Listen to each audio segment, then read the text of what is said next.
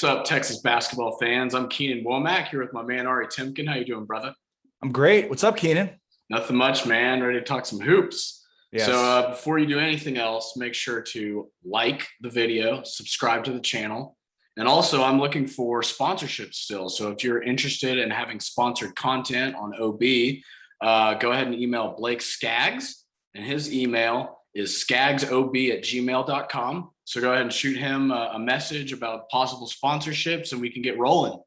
If you want to get your business in front of thousands of Texas fans, OB subscribers, YouTube watchers, I'd implore you to email Skaggs OB and get in early on the action, because Texas basketball is about to take off, and so is the coverage that Keenan's providing.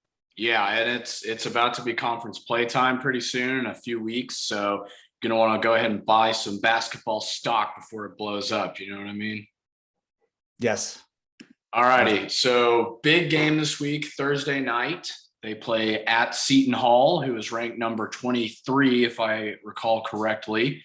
They're around there if they're not 23 exactly. So I was looking at their schedule. They are 7-1 right now. They only have one loss, and it's to Ohio State. So if you know Ohio State basketball, they beat Duke last week, and it was a 3-point loss. So they played and a a really shot tight. At the buzzer. Yep, it was tied 76-76, and dude hit a 29-foot shot to win the game with 2.3 seconds left. Just sunk it. So it was a super close game, and it was a game that Seton Hall was down a lot in, and then they forced and they fought their way back into it. So this is not a team that's going to lay down if Texas gets an early lead on them. This is a team that's going to continue to fight.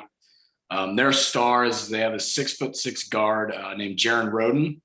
He's their top scorer. He's averaging 17.6 points per game on 7.4 rebounds per game. So he's been kind of their star this year, and he's been all over the place. In the Ohio State game, he had a couple of blocks as well, because he's big for a guard. Like, he's got size. And that's kind of what I want to talk about with Seton Hall is they're big. They have a lot of size. They have a lot of athleticism inside. They have size on the perimeter, and it's not going to be easy to out-rebound them. If you look at their rebounding stats right now, you can see that they are, they're ranked 27th. Oh, no, they're ranked 27th in the nation in points per game at 82.5 and 62nd defensively at 62 points per game. And they're 32nd in total rebounding in the nation. So this is not going to be a team that you're going to run in there and just grab every offensive rebound against. Even with good offensive rebounders like Timmy Allen, this is going to be a tough game. Well, and they're a better defensive team than the metrics would indicate too, because they've been without Miles Kell, who I believe returned to their most recent game. And he is, he's a lockdown perimeter defender. So they're a better defensive team than I think maybe the numbers would indicate. And I'm curious for your thoughts, but the guy, when I watch them, that stands out to me is Kadari Richmond, who's a transfer from Syracuse. And I mean, their perimeter is extremely good. I mean, their guards are incredible. You mentioned the size they have. I mean, they don't have bigs that can match Texas, but they do have some good athleticism. But the strength of their team is in their guards. I mean, they run 4 or 5 guards deep. They're interchangeable. But Richmond's the guy that stands out to me because he's a true point guard. He has got incredible straight line speed. And, I know we've talked about this in the past, but with Texas, the first half of the RGV game, their defense can be porous at times, especially on the perimeter where they're letting guys get to the rim. And in the second half, they clamped down. They clearly Chris Beard got into them in the halftime of that, because they defensively came out a lot better in the second half. But that's what scares me in this game, is how lackadaisical they've been at times in getting beat off the dribble and allowing guards to get to the rim. And this is a team with Richmond and Rhoden that can get to the rim. Right. And Kadari Richmond, he's not a huge scorer, but he averages 4 assists per game. So like you said, he's their true point guard. And when you have guys all over the floor that can score, I mean, they have 7 guys who average over 8.5 points per game. That's incredible. They have 3 guys who average double digits. They have Rhoden, who's at 17.6, Tyrese Samuel, who's a forward. He averages 12 roughly. Jameer Harris averages 10.3. And then they have 3 other guys who are 9.8, 9.9, 8.5. So they get their scoring from all across the floor. Just because Jaron Rhoden is their leading scorer, it doesn't mean he's their only threat. And one of the players I really want to focus on, despite the fact he only gets about 17 and a half minutes per game, is Ike Obiagu, who is blocking almost 3 shots per game in 17 minutes. Wow. So that was because that's what stands out to me watching this team is Texas seems to have advantage in the interior with the bigs that Texas has. I'm curious for what you've noticed in terms of the interior presence of Seton Hall, because that to me seems like the advantage that Texas has in this game. I don't know, man. The thing with Seton Hall is they're 25th in the nation in total block shots per game as well, 5.6 per game. And another thing with Obiagu is he's not getting a bunch of fouls. Like he's blocking a lot of shots. He's not fouling out of games. I mean, he's gotten in foul trouble a couple of times, which I think speaks to the fact that he doesn't have as many minutes as some of the other guys do. But he's an aggressive shot blocker. He's big. He's athletic. And in order to be a good shot blocker, you have to have timing. You have to be like a smart defensive player. So that's kind of what I'm nervous about for the Longhorns this week is dealing with guys who are intelligent interior defenders against our guys who haven't necessarily faced that exact problem yet at a high level like Seton Hall has. And the more I watch Tre Mitchell, the more I love him. I mean, his ability to pass is 4 assists against RGV or 5. I mean, he's just he's like a guard in terms of his vision and pass ability. And especially, if you've got a big that can initiate your offense from a low block like that, it's just such a game changer. So I'm curious to see how he sort of handles that interior presence in this game. And then, the Texas ball movement, I thought it looked I think it looked better in the RGV game than it has all season. Second half for sure. Yeah. It was, they came out pretty sloppy in the first half in that game. And I remember because Chris Beard was not happy that first half. And as I said in my article, he definitely Bobby Knighted them at halftime. Like it was not, it probably wasn't that fun to be in that locker room. But the thing with Chris Beard is his players respect him so much that he can go into that kind of tirade. They don't get offended. They don't feel sorry for themselves. They get up, they go out, and they get it done. And that just speaks to the culture of the team, which is really impressive, man. I just love the way he runs it. And I think his players have like a ton of respect for him. And the respect goes both ways though. You know what I mean? Like if he just has such a visualization of the future being successful that I think it definitely trickles down to his team and they can take that hard coaching without being offended by it. When I know we've talked about this in the past, but it's important for him to be a, hard coach in some of these throwaway games. Right. Because like you're going to get full attention going on the road to play Seton Hall. You know what I mean? Like he doesn't need to, to get everybody's attention, but in a lull of home games, you have the mix up, you have the Gregory Jim thing, which I think was awesome.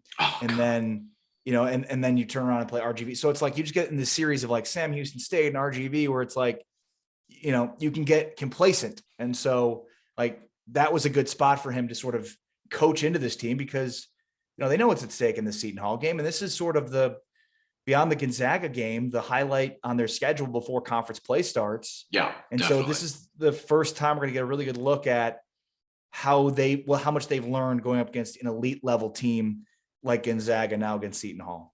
Yeah. And I think Seton Hall is a good indicator because I think they would probably be like, they're kind of like a Big 12 team to me. Like point. That's kind of what they remind me of is just like being strong inside. They also have 3 guys who are shooting over 39% from 3. So they have a couple guys who can hit outside shots as well. But I mean, like I said earlier, 32nd in total rebounding in the nation. Like RGV has basically no bigs. They had one guy who was 6'9", I think, and everybody else they had 6 scholarship guys.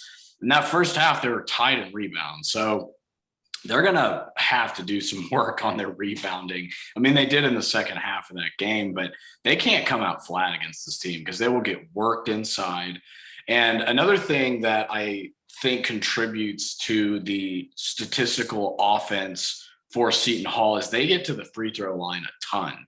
So they're 19th in the nation in free throw attempts per game and 13th in the nation in free throws made per game at 17.6. So they get to the line a lot and they make their free throws.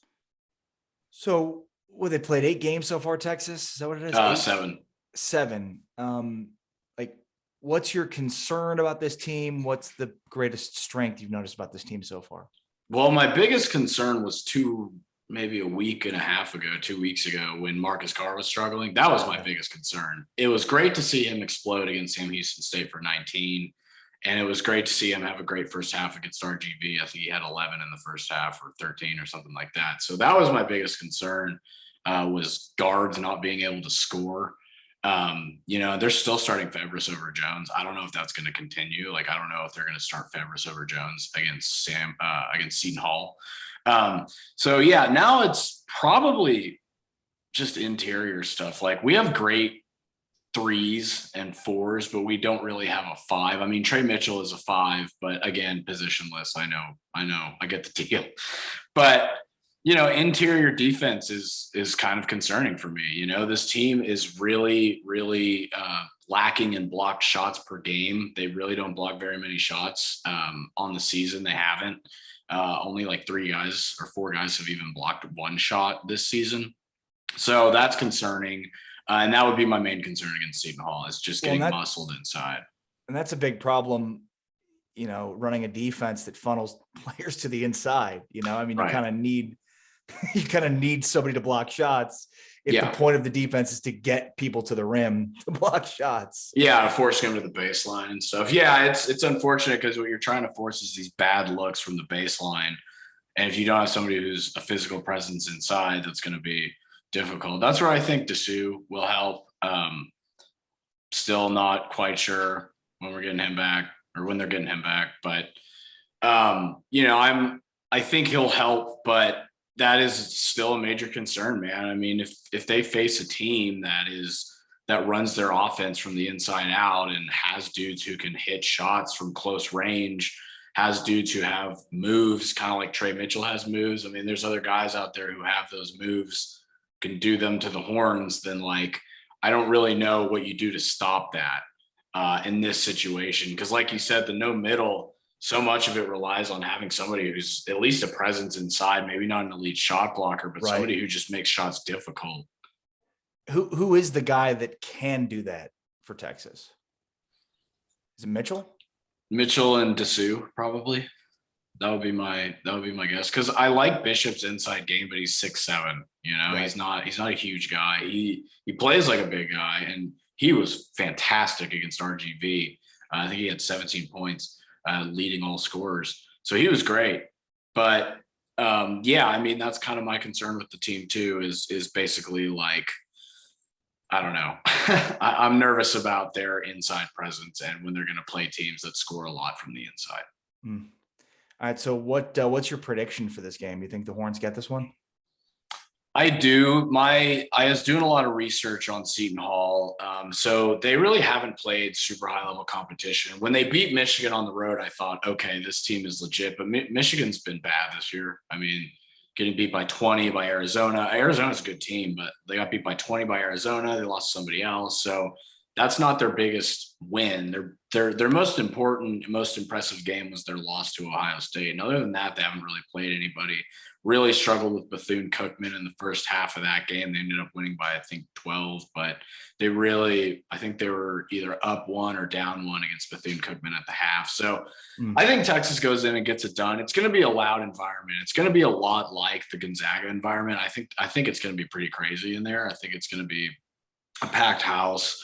And, when you're a school in the Big East, they know how to get up for games, even if they're non-conference. So I think that's going to be a rowdy environment. And I think Texas will probably be favored by six to 8 points. And I think they might cover that, but I don't think they're going to lose to Seton Hall. I think they're a better team. And despite the flaws that they have, I think they have enough going for them that it's going to be a game where they end up being just more talented and they kind of out-talent the other team. And again, we can't forget this. Texas defense is elite right now. And I get that they haven't played a lot of good competition, but they're giving up 55 points per game right now on defense. They're forcing 18 turnovers per game.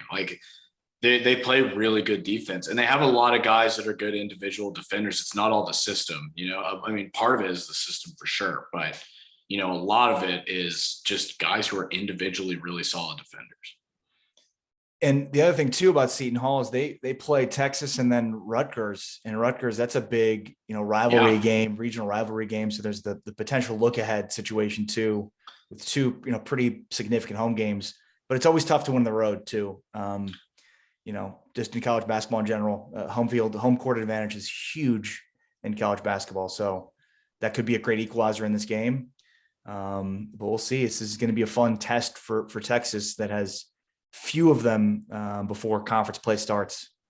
Yeah, and I'd say that of any sport, home field advantage matters the most in college basketball, more than any other sport, including college football. I think that when you get hot in college basketball and you're at home, you can keep that streak going.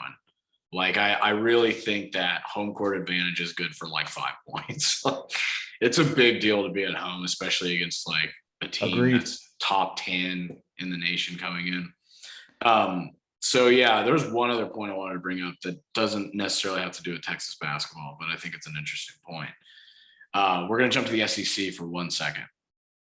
Did you see what happened to Florida yesterday? Yes, they got destroyed in maybe one of the biggest upsets in the history of college basketball by Texas Southern. Texas Southern was 0-7 going into the game. Florida was 6-1, ranked number 20, and the Gators lost at home 69-54 and got out rebounded 46-23.